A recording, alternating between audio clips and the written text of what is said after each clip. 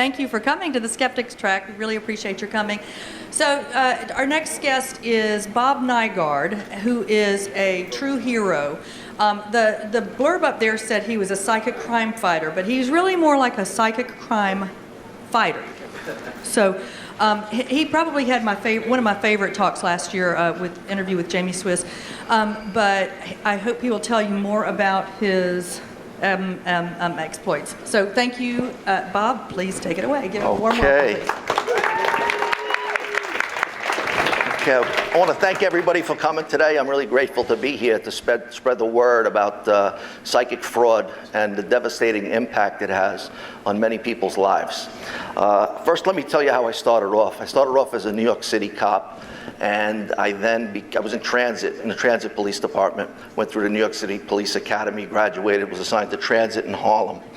Upon graduating from there, I started working in the subway, and there was various crimes such as three-card Monte, pickpockets, stuff like that. There were frauds going on in the subway. But then I ended up transferring out to the Nassau County Police Department out on Long Island. And when I was out there, I was in a patrol car. And one day in 1991, I came across a case where me and two of my partners, we arrested a couple of guys doing a home improvement scam. And they were known as the Parks Brothers. And it was in New Hyde Park, Long Island. And they had done this home improvement scam where they went in and they duped an elderly woman and got past her, told her they were from the water company and that they needed to get in the house to check the pipes. So with this, after this arrest, I received a call. And it was all over the news. It was like Eyewitness News, Channel 7, ABC in New York. People started calling in from all over the tri-state area. You know, my relatives were ripped off by these guys. So what happens is I get a call out of the blue from a guy by the name of John Groh. And he was a sergeant in the Baltimore Police Department. He ran a burglary unit. And John said to me, Bob, I don't know if you realize how big an arrest this is. He says, these people are part of criminal enterprises. The group that I happened to get were known as travelers, okay, which is different than a lot of the fortune tellers are from the criminal element within the American Romani community. Some people refer to them as gypsies. They look at that as a pejorative term, so anything I say today here, I'm just talking about the criminal element within the community. So that being said, Mr. Groh became like a mentor to me, and he started to teach me and send me pictures about all these different types of scams. And he said, Bob, these people, the women do fortune telling, some of the men do home improvement scams, other people do insurance fraud, some of the women do sweetheart swindles of elderly men, and all of these people are traveling around, transient criminals, traveling around the country, bringing in money for the enterprise. So this was a whole new thing to me. I was a cop, 6 years on, and I was looking to make murder arrests, robbery arrests, gun arrests, and which I was doing, but I didn't really look at fraud that seriously. And all of a sudden, my eyes got opened up. And when I started to see the victims and how their lives were so dramatically impacted, it really touched me. So at that time, I was on the police department, and I didn't really put it to that much use. I mean, I was making some arrests. I realized how serious it was. But it wasn't until I actually retired from the police department in 2007, and I went down to Florida, and I decided I'm just going to go retire, sit on the beach, go out to tiki bars at night. I'm done.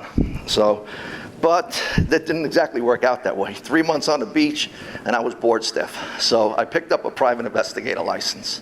Pick up the private investigator license, and I'm out at a happy hour one night on a Wednesday night. I meet a doctor and a nurse. It's two attractive women, and I'm chatting them up, telling them war stories about when I used to be a cop. And one of the stories I told was the Parks Brothers and the travelers and transient criminals and frauds. And after I left them with my card, and the doctor gave me a call. It was a doctor and a nurse. So the doctor gives me a call, says, can you meet me down at the mobile station on the corner? Go down to the gas station, and with this, here's the doctor sitting there in her car, and she says, Bob, listen, you were so passionate when you told the stories about what you did. I got something that I've never been able to tell anybody before. She says, I was ripped off by a psychic. She says, and I'm a medical doctor. She goes, I don't know how I could have fell for this. She goes, I was going through a divorce. I had some problems, with trying to custody of the children. She also had some immigration issues. She was worried whether she could stay in the country. So she had some stuff on her plate. And this caused her to suspend her critical thinking, and she went to see the psychic. But we're sitting in the car, and I looked at her, and I said, hold on a second. Was her name, and then I rubbed my temples, and I looked at her, and I said, was her name, last name Marks? She goes, oh, Bob, how did you know that? She goes, yeah, it was Marks, Gina Marie Marks. So it was just one of the common American Romani names that I happened to pick out. There's many common names within the criminal element within that community. So with this, I take the case, and I quickly find, I said, how did you find out about this psychic? So she says, well, she says that my maid told me because she goes to this nail salon, place where they do facials and stuff. A woman does it in her home, and there's some other women that go there too, and that's how I found out about this woman. So I said, well, let me talk to some of the people there, ask anybody else if they were ripped off. Turns out we have 5 women, $65,000, and they were all ripped off by Gina Marie Marks. So I put the case together, and I bring it to the Broward Sheriff's Office, to the Economic Crimes Unit. And getting these cases through the police is very difficult, and I can say that with a certainty because I was a cop and I know the inside scoop on how it works. There's a lot of laziness, there's a lot of ineptitude, there's a lot of ignorance, and I hate to say that being an ex-police officer, but many times victims call me and I say, have you gone to the police? And they say, yeah, they laughed at me. They're met with laughter, misreporting, and ignorance. As soon as they say I was ripped off by a psychic, the cop rolls his eyes and says, you gotta be kidding me. It's a civil matter. So that really bothers me. But in any event, I get the case to the Economic Crimes Unit in Broward County. With this, the detective was very good on this particular case. And he says to me, Bob, I'll do what I can for you. A week or two goes by. I get a call, and he says, great news, Bob, great news. I said, what? He says, I got the whole $65,000 back. We're good to go. We're all set. Just got to arrange for your people to come down, pick up their money. So I said, really? I said, well, when's she getting arrested? And he says, well, Bob, I don't think you heard me. He says, we got all the money. I said, yeah, I heard you, and I don't think you heard me. When's she getting arrested? I said, what's to prevent her from keep doing it again? It's like a revolving door of justice. If someone, say, for example, shoplifts, and they go and they shoplift 10 times, they get caught once, they get caught in the parking lot, and the only thing they have to do is give it back, and they don't get arrested for it, and they never get arrested for it, why would they ever stop? And it's the same thing with these self-proclaimed psychics. A lot of times they'll get in trouble, and then they'll just get their lawyers that they already have on retainer to call up the prosecutor or police, and they'll work out a deal. Now, in this particular case, I said to him, I pushed the issue. And he says, well, Bob, the prosecutor's not going to go for this. We got the money. I said, well, who's the prosecutor? What's the name of the prosecutor? So he says, well, I don't want to throw anyone under the bus, basically, was his answer, something to that effect. And I said, well, I'll call over there myself. So I call over, and I talk to a prosecutor in the Broward Economic Crimes Unit, State Attorney's Office. And basically the attitude from the prosecutor was, who the heck do you think you are to call us and tell us what to do? You're not a lawyer. You're some ex-cop. You're a private investigator. You're going to tell us what to do? So I said, well, I tell you what. I just hope you're comfortable with your decision, because in the next, a few days or a week or so, maybe a couple weeks, you're going to see your name in the paper. And it's going to say, Bob Nyggard's watching the wheels of justice fall off because you won't do your job. And it's not going to say the Broward State Attorney's Office. It's going to say you personally. So with this, I had a reporter that I knew by the name of Bob Norman, and he was a real good reporter, a hard-nosed reporter that really told the truth, wasn't scared to put people's names in the paper. And he had written about Gina Marie Marks, and he had written about her a number of times. And he was getting really frustrated because people were calling him in tears.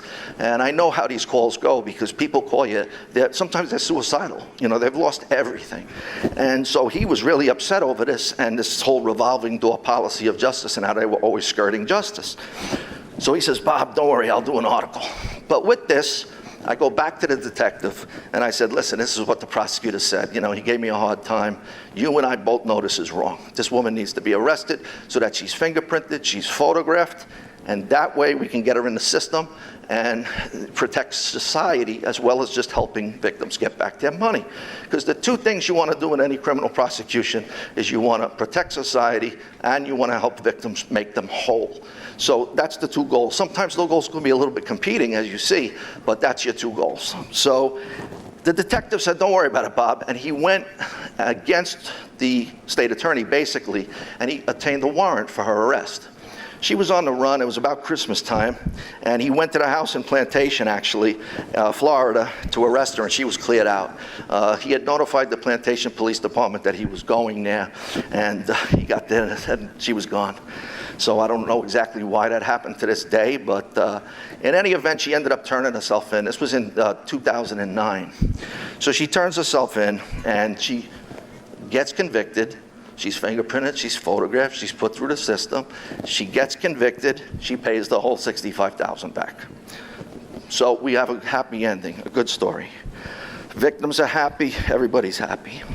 Well, not that long after, I get a call from a doctor. Says, Bob, my sister, she's 29 years old, she's been ripped off by a psychic, and she's out $312,000, and she's still seeing the psychic right now. And we don't know what to do. We can't stop her. So I said, all right, let me see what I can do. So I actually set up an intervention. And it turns out, the kicker was, it's Gina Marie Marks. All right? Yeah, so let me get this cord out of the way. So it's Gina Marie Marks. So I said, all right, let me come. So they had her come to the house. And the story was with her, I mean, we're talking an intelligent person. And the people that are the victims of these crimes are often very maligned because they're very intelligent. I have clients that are lawyers, doctors, CEOs of companies. I have a scientist. I had a college professor call me one day. The college professor that didn't become my client because he says, Bob, I'm out west. I work at a college out west. And he says, I'm just calling you to talk to you to see what can be done. I said, okay, well, how much you out? He says, like $350,000. I said, okay, I'll build a case. He goes, no, Bob, I don't want to build a case. I said, well, why not? That's a lot of money. He says, Bob, didn't you hear me? I'm a college professor. He says, I could never go back on campus. I could never face the students or the faculty again. He goes, I just call you to talk to you. So he let it go. He let the $350 go. So, but in any event, getting back to this lawyer, she's out $312,000. So I go to the house and do an intervention. Now, the story that Gina had told her was that when she was a young girl, the family had a maid. And the maid was Haitian, and the maid had put a curse on her, she said. But here's the thing. How does Gina know this, you know?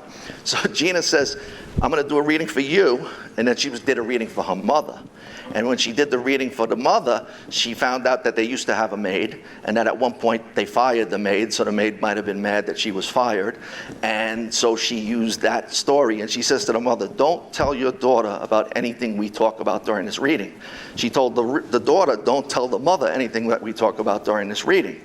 So with this, she proceeds to tell the daughter that you used to have a Haitian maid when you were a young girl, and she's mad at your family, and she put a curse on you guys. So the girl was frantic, and she told her, you're never going to get married, you're never going to have any kids. She was 29 years old. She was having relationship issues. And so I get the case, and I end up talking to her, sitting her down, and you know, there's a lot more to the story, actually. She told her that she needed to get GPS equipment at one point because she says, listen, the maid put a curse on you and she buried a carcass of an animal, did a ritual on a mountaintop in Colombia. And I'm going to need to buy GPS equipment. And it's going to cost you $50,000 for me to get this GPS equipment to go to undo what was done on this mountaintop in Colombia. So Gina says she's going on this trip. She gives her the $50,000. That was part of the $312,000.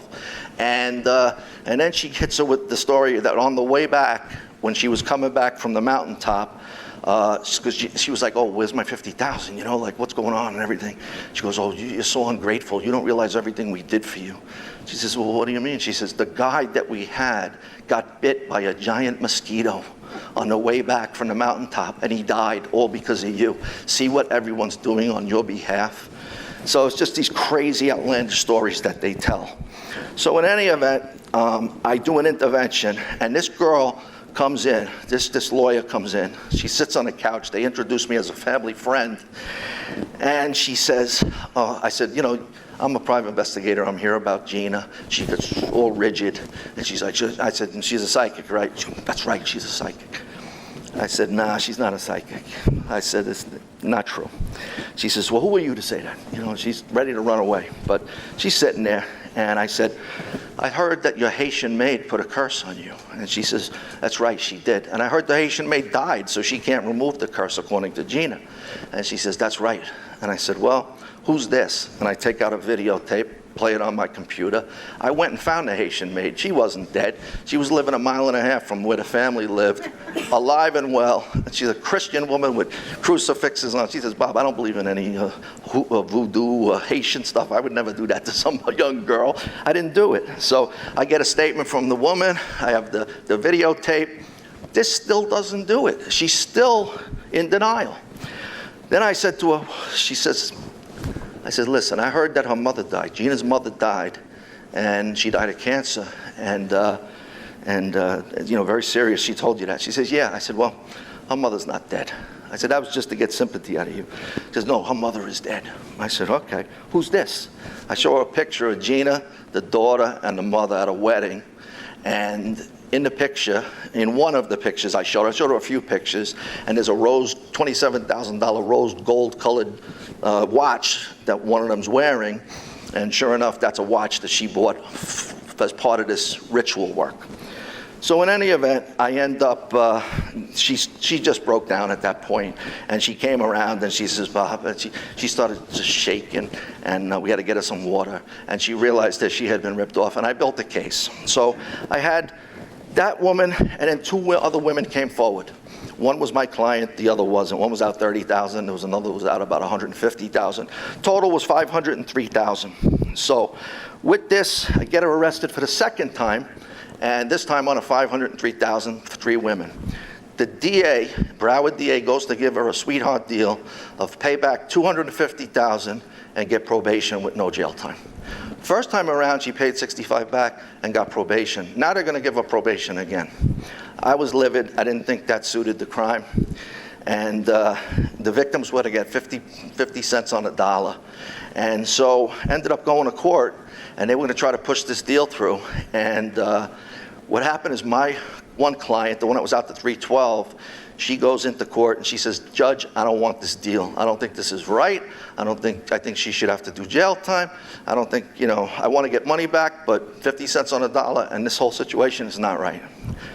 They had the second victim that was out to 150, wasn't my client. So state attorney told her, hey, listen, this is a great deal. You really should take this deal, basically, is from what I understand and what I heard.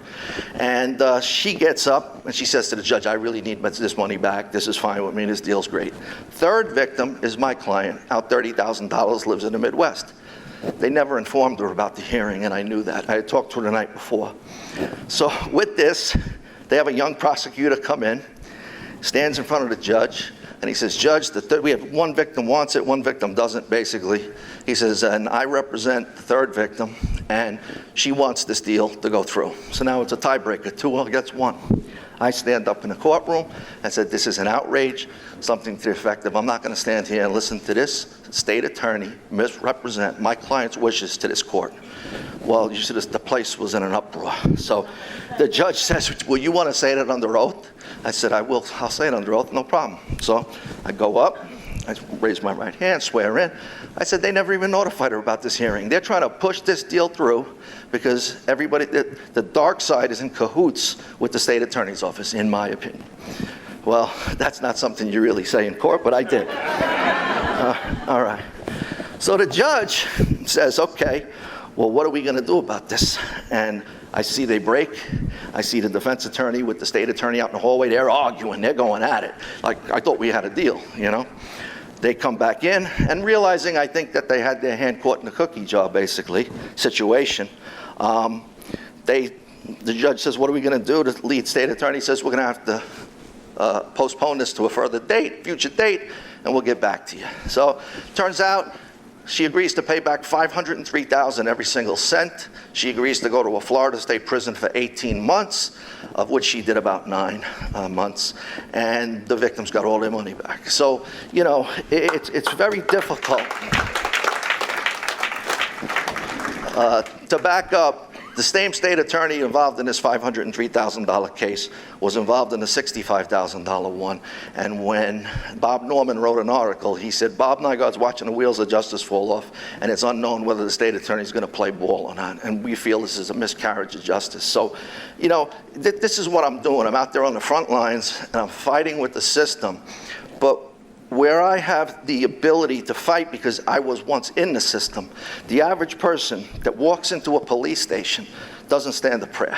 I was with someone the other day in Queens, New York, an Indian mother and her 2 daughters, and we went in there, and you know, they told us it was a civil matter. They said, oh, it's not a crime. And meanwhile, in New York State, there's an actual fortune-telling statute. So, I mean, this type of ignorance, it hurts people, you know? And so anyway, get Gina arrested. She goes to prison. She gets out. Upon getting out, you know, some time goes by. One day I get a call. It's a young girl, and she says, hey, Bob, I'm in Maryland. And I was ripped off by a psychic. She's in her early 20s, going through a relationship issue. So I said, okay, I'll build a case. We'll see what we can do. So she says, all right, Bob, you know what, I'm scared. If my name ever came out, if my boyfriend ever found out, I would just be crushed. I'd be so embarrassed. I'm going to let it go. She says that those psychics, well, what's the psychic's name that ripped you up? Natalie Miller. She gives me the phone number. Quickly, in about 10 minutes, I put 2 and 2 together. I do some searching using my private investigative databases. It's Gina Marie Marks, again, for the 3rd time. It turns out what she did was, on the $503,000 case, she paid back $400,000 at the time of sentencing. She went to prison, and then she agreed to pay the remaining $103,000 back over an 8-year probation period. She came out, and she ended up paying it off early to get off probation early.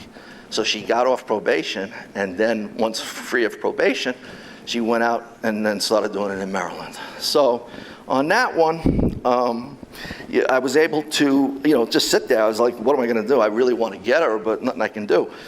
Well, it didn't take too long before a young woman called me up, young Asian woman. Bob, I'm at $82,000, ripped off by a woman named Natalie Miller. Bingo.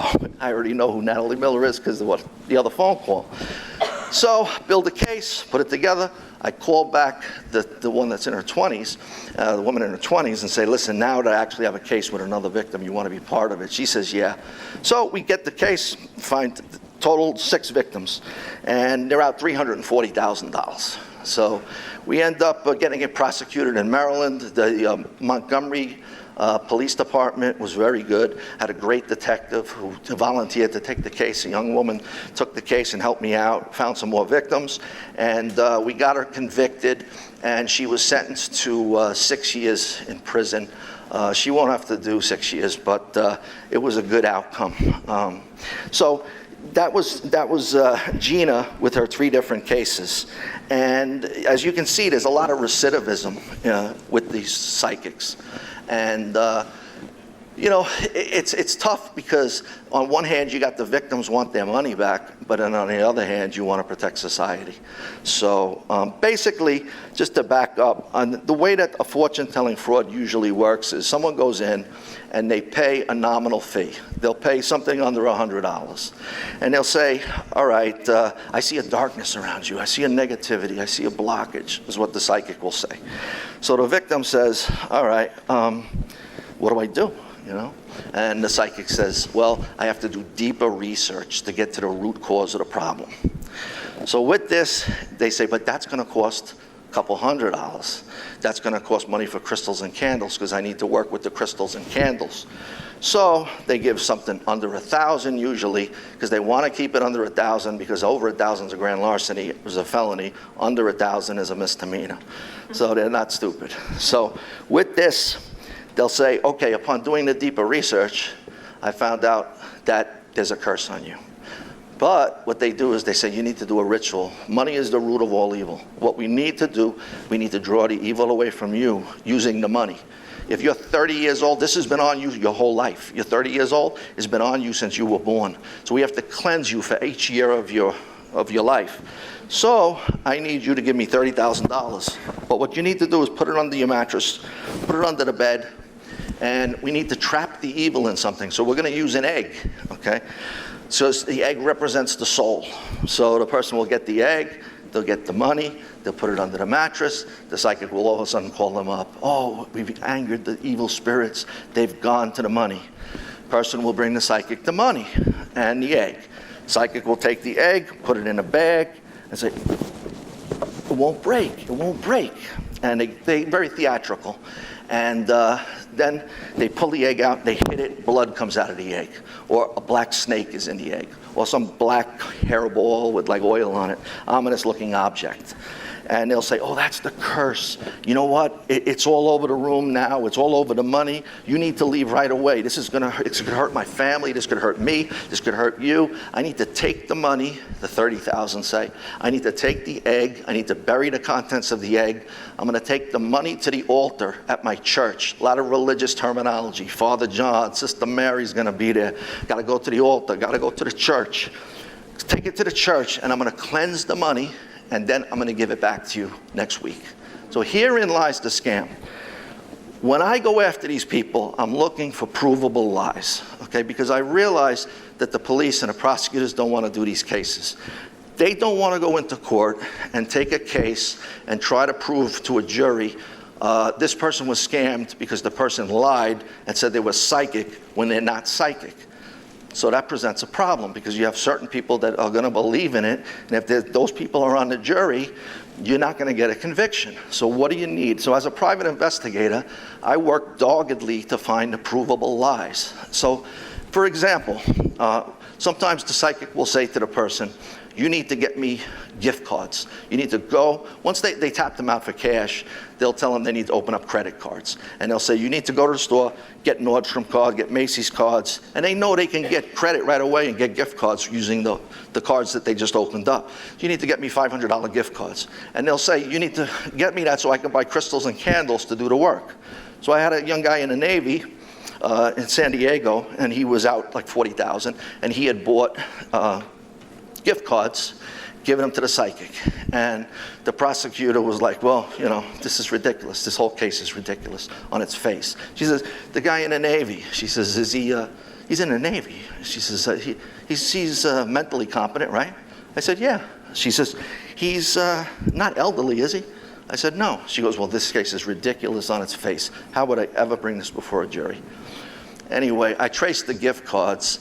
She said she needed to use the gift cards to buy crystals and candles, but yet the gift cards were used to buy shoes, a Chuck E. Cheese kids party, like other things other than crystals and candles. So that's one way. Another big thing is that in many of these cases, when the person is given that $30,000, and this is very important, they're not paying for a service, because you'll hear a lot of times, well, they were paying for a service. It's not the case, okay? They gave the $30,000 with the expectation that the money would be returned, and it never was. They were only temporarily giving them the money. And that's a huge difference when you're dealing with the theft law. So if you really listen to the verbiage of what goes on between the victims and the psychic, you can find a lot of provable lies that go on. Psychic will say, you know, I'm working at the church. I work at St. John Divine Church. I have an office there, and I'm going to keep your money in a lockbox. I go to St. John Divine. They don't know the woman. They never heard of the woman. They don't keep people's money in a lockbox at the church. So if you really investigate doggedly, you can find a lot of provable lies in what they say. So with this, you know, you bring a case, and if I can get the cooperation of the police or the prosecutor, very successful in getting the people their money back. And usually what the self-proclaimed psychic will do you know, they'll just pay the money back, and they'll take the hit and want to move on, because for them to be in prison, that's the cost of doing business. You know, paying the money back is the cost of doing business, and they can't make money if they're in jail. So that's just, you know, one example. Now, the stories that, you know, the amounts are astronomical. I mean, I've had cases, I just did one in Florida, $1.9 million, all right? The feds called me in after my Gina Marks case, and they said, we got a case, Bob. It's involving this woman, Rose Marks. I said, okay, we got like 8 family members, and she ripped off people for $40 million. And we're kind of floundering here, is basically what they said. They were having a little bit of problem with their prosecution strategy, and they kind of brought me in a room and said, hey, how are we going to prove, you know, whether this woman's psychic or not? I said, pay no attention to the man behind the curtain. What are you guys doing? It's not what we're doing here. So they said, what do you mean? I says, let me just say, for example, say Bob is a psychic. Let's just argue and say, for argument's sake, we'll say Bob has psychic ability. So we'll give that. So now Bob has psychic ability, and I say to you, you're going to be in an auto accident next week because your car is possessed by evil spirits. They said, okay, we'll give you that. I says, and I tell you, you've got to give me your car so that I can take it to my church and I could cleanse it of the evil spirits. Okay, so what happens, Bob? I said, I'll give it back to you next Friday after I cleanse it of evil spirits. Next Friday comes, you're standing in the parking lot, Bob's nowhere to be found, and your car is gone. Did I steal your car? And they said, well, obviously you did. And I said, does it matter if Bob's a psychic or not? And they said, oh, wow, it doesn't really matter whether you're psychic or not. I said, welcome to the game. So really, what I'm doing is I'm going at it from a legal, technical aspect where I'm not just debunking these people. I'm using the law and the way the law is written and the theft statutes in order to be able to hold them accountable and hold their feet to the fire and get them not only arrested but convicted. It's not just a matter of debunking them for debunking them's sake. The cases, they run the gamut. I mean, you have people of all different age groups. You have people of all different ethnicities. But just another big case that comes to mind is a case, Priscilla Kelly Del Maro. I had her down in Florida, ripped off a young model for about $30,000. State attorney took the case, but didn't take it very seriously, in my opinion.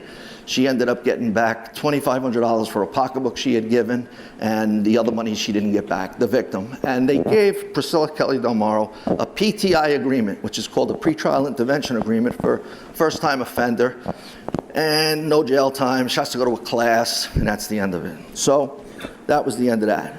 Not a few years later, young guy, Englishman, in his 30s, early 30s, works in search engine optimization, knocks on the door at my apartment and says, Bob, I was ripped off by a psychic. I said, okay. He says, Bob, I got nothing left. He takes out a few crumpled dollets. He asked me if he could sleep on my couch because he doesn't have a place to live. I said, all right, you know, I said, I can't let you sleep on my couch, but let me build a case and see what I could do for you. With this, he starts to tell me the story. He was at a rehab out in Arizona. Now, when he was younger, he had a girlfriend that committed suicide, and that always affected him and really bothered him, and he never got over it, is what he told me. And so at one point now in his life, he goes to a rehab out in Arizona. He's out there, he meets a woman, and he falls in love with this woman in the rehab. She's going through a divorce. She's going through some child custody issues. She says, no, this isn't going to work. So they part ways, but he's in love with her. He takes a trip, goes away for 2 months, gets over her, but then it's still nagging him. So he's walking on the Lower East Side of Manhattan one day, goes in to see a psychic, and she says, oh, and he tells her, he just opens up. They do like a cold reading is what it's called. They elicit information from people. People are giving them information, so they're picking up on it, and he's just regurgitating it back. Then he says, there's a woman in your life that you're sad about, and this and that. So he says, yeah, there is. Okay, you got it. And so with this, she says to him, she is your twin flame. She is your soulmate. You never should have gave up on her. So now she's dragging a guy right back into it, right? So he gets back into it. She says, you need to give me money to do work with crystals and candles and whatnot. At one point, she says, you need to buy a Tiffany's engagement ring, $40,000. And we need to use this as a symbol of when you're going to get together. And don't worry, when you get together, you'll be able to give it a ring. Well, Suffice it to say, he never saw that ring again, okay? But in any event, he buys the ring, and then he starts getting anxious at one point, and he says, you know, this isn't working. There's months are going by, it's not working. So she says, you need to go out to California, you need to confront her. Goes out to California, confronts the psychic, and, I'm sorry, not confronts the psychic, confronts the love of his life here, and she says, whoa, he comes on all strong. You're my twin flame, you're my soulmate, basically, and she's like, whoa, back off. I told you that this, you know, wasn't going to work out. You're acting crazy, because he's regurgitating everything the psychic told him to her. So she says, it's not going to work. So he's devastated. He comes back. He's mad at the psychic. So when he comes back, what does he do? He goes to see another psychic because he didn't like what happened with that psychic. So he goes to West, I think it was 43rd Street, and he sees a woman by the name of Christina. And he says, Christina says, yeah, well, guess what? You know what? She was right. She is your twin flame, but she doesn't have the power that I have. She's just not a good psychic. That's why she couldn't get you together. But don't worry, trust in me, and I'll get you together with her. So with this, she takes him over the course of time for $550,000. So now he's $700,000 into two different psychics. At one point, he's on the internet, and he sees that the woman that he's in love with passed away, and it's on Facebook, rest in peace. So he goes back, and he says, what are you doing to me? You took $500,000 from me. He says, you told me this is my twin flame, this is my soulmate. He says, and now she's dead. She says, don't worry, nothing has to be unless you believe it to be, something like that. Nothing has to be unless you believe it, it's not true. He's like, what are you talking about? She says, I can reincarnate her in another woman's body, the same age. He goes for it. So he's given money believing that she's going to reincarnate his deceased lover. And he goes out to California at one point, and he's going out at night, and she's texting her, oh, is this her? Is this her? And it's really sad, you know, because, people are going through something in their life. And in his case, you know, he had an alcohol problem, a drug problem, I believe, substance abuse problem. And he had a girlfriend that had committed suicide, and this stuff weighed heavily on his mind. And people that are the victims of psychic fraud are usually going through problems in one of three areas: love, money, or health. They've been diagnosed with cancer. Their husband left them. Their wife left them. They have a child that has autism. And a psychic, Gina Marie Marks, in fact, took money from a woman. She told him she could cure autism. She said she'd bless a banana and give him some special fluid to drink, and the little boy would eat the banana and be cured of autism. And so the people are going through a difficult time in the areas of love, money, and health, and they reach out to these self-proclaimed psychics, and the psychic is more than willing to sell them false hope. With this, in the case with Niall, the guy that was the Englishman that got ripped off for the $700 by the two psychics, I ended up getting the one psychic arrested that ripped him off for the $550. And who was it? It was Priscilla Kelly Del Moro. Christina was Priscilla, who had ripped off the model down in South Florida, who they had given the PTI agreement to and let her off easy. So here we go again with recidivism. It's really sad. The system, they play the criminal justice system because they realize that when you're dealing with financial fraud, the criminal justice system basically doesn't take it as seriously as they take other crimes. And that's really sad because people are really devastated by the loss that they suffer, and the psychics will often emotionally abuse them and financially decimate them.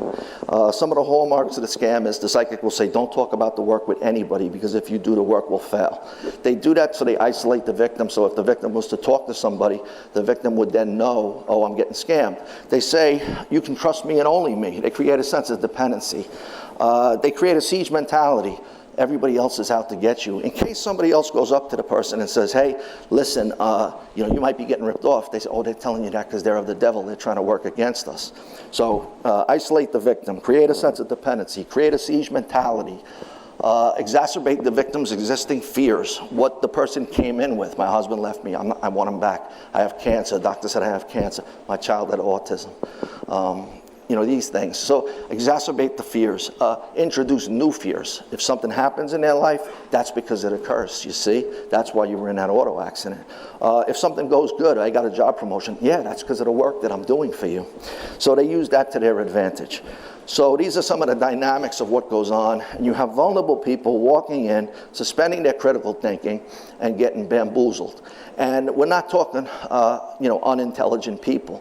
And one of the main things that I really want to drum home, and it's important for everybody, and really police and prosecutors as well, is that don't look down on these victims, because they really deserve justice, and they don't deserve to be routinely dismissed and turned away.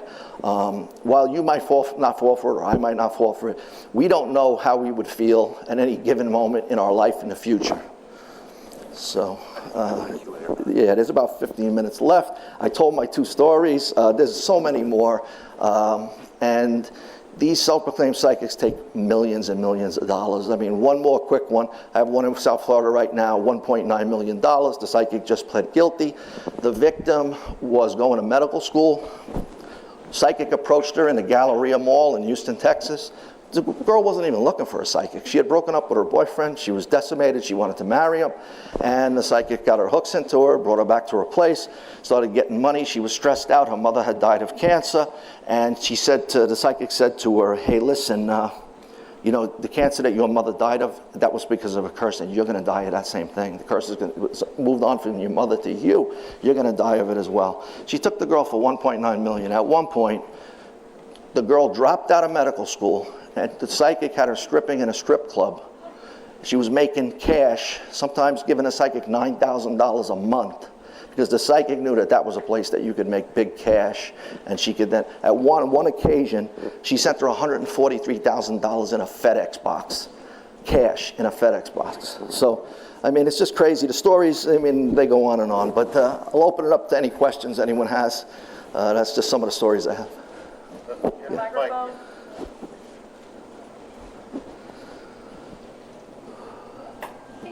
Hey, Bob. So is there any way of coordinating the efforts with the IRS? I mean, I guess the whole thing of we didn't pay for a service, but I mean, there's an influx of cash. Is there any way of getting the IRS involved when it comes to, I'm sure they're not paying taxes. Well, that makes total sense, but I could give you an example. A case in New York City, not that long ago, we're talking about $1 million. 2 of my clients in that case are out. One is out, Canadian woman out like $750,000. Another one's out, guy from the Midwest out $70,000. Then they found another, there's like 20 victims, $1 million. The Manhattan DA called up from what I was told, called up the IRS and said, hey, would you want to get interested? Are you interested in his case? They said, no, we're not interested.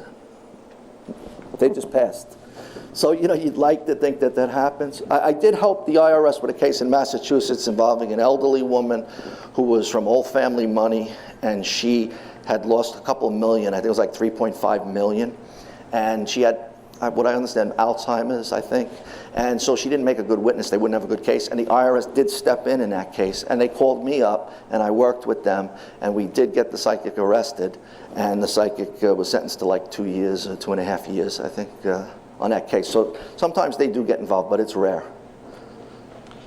What are the justifications that these psychics are using to get these astronomical numbers? Are these incredibly high purity crystals? What's the Yeah, deal? they say they have to get the crystals from the Holy Land, special crystals from the Holy Land. Yeah. $1 million crystals or something? $50,000 crystals. Wow. Like big money for the crystals. Yeah. Thank you. And the candles. Yeah. Let's see someone else. Hey Bob, do you ever worry about your personal safety when you're doing these cases? I heard the other day, I was reading an article, and they said that Harry Houdini, who used to debunk the psychics, said to his companion, sidekick, Rose Mackenberg, who was doing undercover work, he said, I keep a Derringer. He said, maybe you should too. And she didn't want to do it. But I'm licensed to carry a gun. And I often do, and I keep up with my training, and so I've already got that covered.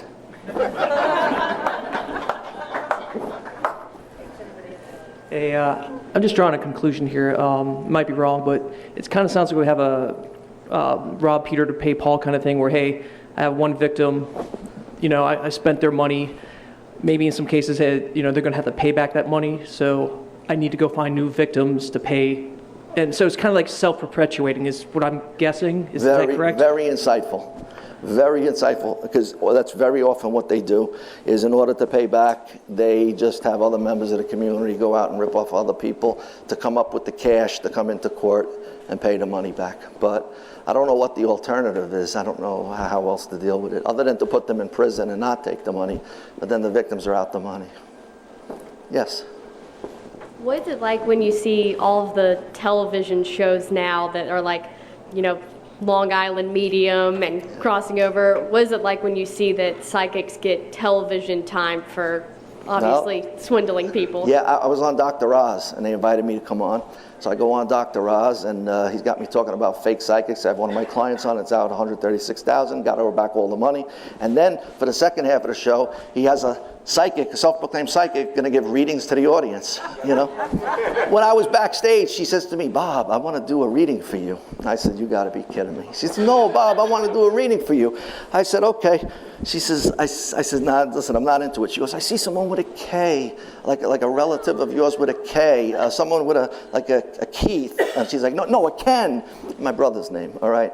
So I said, wow, that's pretty good. I said, you know something? Let me do you. So she goes, what do you mean? I said, let me do you. So I see that you were born something with an E, something with an M. East Meadow, I see an East Meadow. She goes, you looked up where I was born. I said, yeah, just like you looked me up.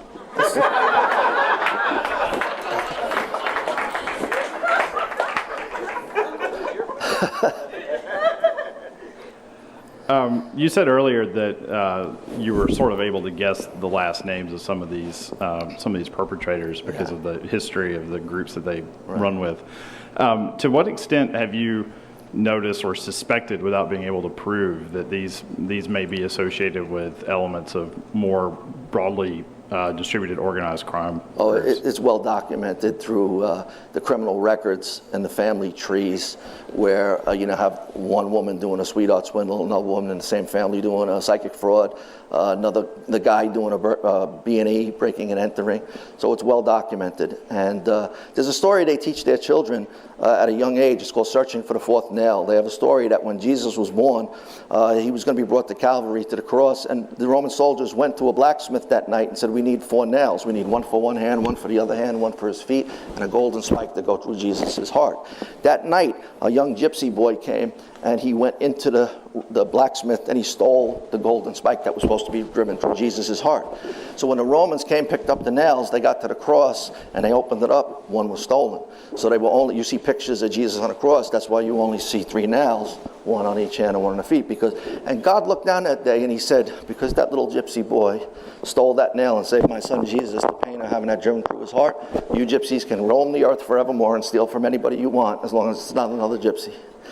And that was told to me there's an actual documentary about that. And I just had a young woman call me the other day who is a fortune teller and wants out of the business, and said to me, Bob, they taught me that story as a child. I can tell you firsthand, that's the story I was taught, to justify stealing. A lot of these psychics, what do they do with all that money? Because you can't just go into a bank and deposit $60,000 cash. Very often they open up bank accounts, but then the accounts get closed because of suspicious activity, and they have safety deposit boxes that get closed out then. They start off with a safety deposit box, but a lot of times it's just safes in the house. Oh, just buy like hard assets? Yeah, a lot of times it's gold coins, cash, and they put it in safes in the house. Gotcha. Yeah. So just wondering, what happens when you approach a new prosecutor that you've never had to work with these stories? It's a disaster usually. I got to go through a whole educational process like I'm talking to someone from point number 1. Same thing with a police station. I walk in, I deal with a cop at the desk. What do you mean? How's this against the law? And it's tough. I mean, especially when someone like me that's not working in the same area all the time, and I'm going to states all across the country, California, Maryland, Florida, Texas. I'm all over the place, and I'm running into people that never dealt with it before. And a lot of times there's an arrogance there. And I know because I was a cop, and there's like a, everybody else is a dirtbag and we're not, kind of attitude. And I hate to disparage the police because it was a job that was very good to me. There's a lot of people do a great job, and I wouldn't have got the cases done that I got done without good, hardworking, honest detectives and prosecutors. So there's enough to get the job done, but it is tough. And sometimes when the door gets closed on me and I have to look and kind of like shop for justice, I have to look at where did the crime occur. On the one that happened in San Diego to the Navy guy, 40,000, that prosecutor said, I'm not doing it. This is ridiculous. This is a joke. He's not mentally disabled. He's not elderly. I'm not doing it. Luckily, the psychic had made some phone calls to that guy from Pasadena, which was in LA County. I went to the LA County prosecutor's office and talked them into doing it. And I had a friend up there that was a cop in the LA Police Department. He just went out and handcuffed the woman. He called me on the phone, Bob, I see her right now. I'm going to jump the fence and get her. I was like, oh, that's great. That's great. So there's guys that really want to do their job. And the prosecutor did the case, and we found 8 victims, and it turned out to be a very successful case. $203,000, got the people all their money back. But that San Diego prosecutor, to this day, they didn't do the case. They wouldn't do the case. That victim would have been denied justice had it not been for the phone calls that occurred from LA County. And that's a tough bitter pill for me to swallow a lot when I know someone is ripped off and I just am in a jurisdiction where I can't get it done because of the attitude. And it's tough. It's tough. It really hurts. I was wondering if you could spend a second talking about how maybe social media is helping these gypsies and psychics, as well as how maybe social media is helping you maybe help put together a case. Yeah, I just want to go back again to the gypsy thing. I don't want to disparage the whole community. Sure. There's good people in all ethnic groups and all communities. But the criminal element within that community, there are various ways that psychics do reach out to people, and you're seeing a lot of them on Bitwine and Purple Ocean and Keen.com.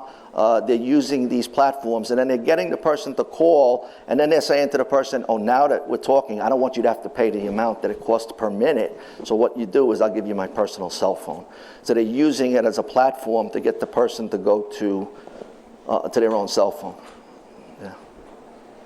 Sorry, how are you using it? How am I using social media? Well, I'm using it because I can use the social media to reach out to people, to create more communication and come up with more victims. It helps me identify more victims, because when you put it out there into the media, and then more victims decide to come forward. And a lot of times, victims won't come forward if they're on their own, but when they see it online, then they'll come forward because they realize they're not the only one. That's a very powerful thing.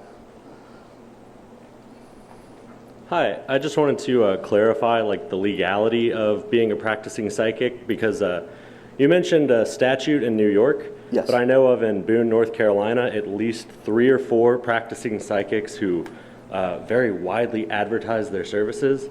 And so is nothing they do illegal until there's a proved lie?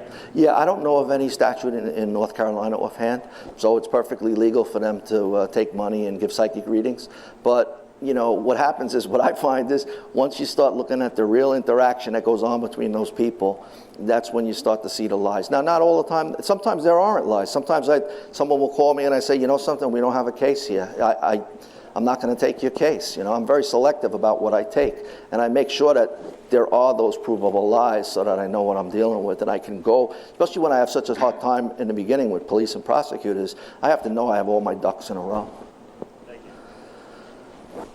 I was curious, what can we do to help?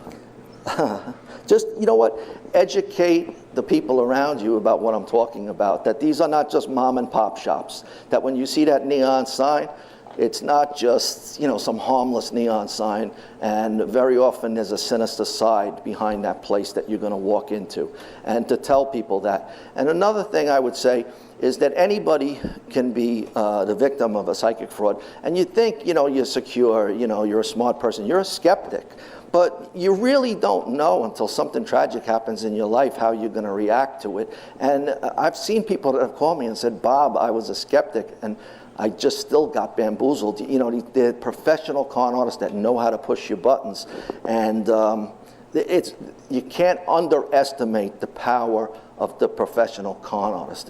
That's what I would say. And one of the things that you could do, and it's easier said than done, is to have a support group, people that you can reach out to, somebody that you can call and talk to when something devastating happens in your life, other than reaching out to someone that has a neon sign. I mean, to have that in place beforehand is important, and not everybody has that. Not everybody can do that, but it's important to be able to pick up the phone and talk to somebody, and that's really how what you can do. Thank you. Well, I think the time is up, unfortunately. Thank you very much for coming, everybody. I really appreciate your attendance. Thank you so much. Thank you, thank you, thank you, thank you, Thank thank you you, for inviting thank you, me. Bob. We appreciate it very much. And Bob, would you please tell us about your pink color? Yeah, I did a show for CBS, and you can watch it online. It's called Pink Collar Crimes, and it's episode 3. It's called The Psychic Didn't See Him Coming. And it's about Gina Marks and how I tracked her down over the course of 10 years, and some of what I talked about today, but it goes into more detail. And I actually act as myself in the show. Who better to play you? So if you have any other things you would like to talk with Bob about, he'll be at the meet and greet table back in the corner over next to the escalators. Thank you so much, and we'll see you in a little while.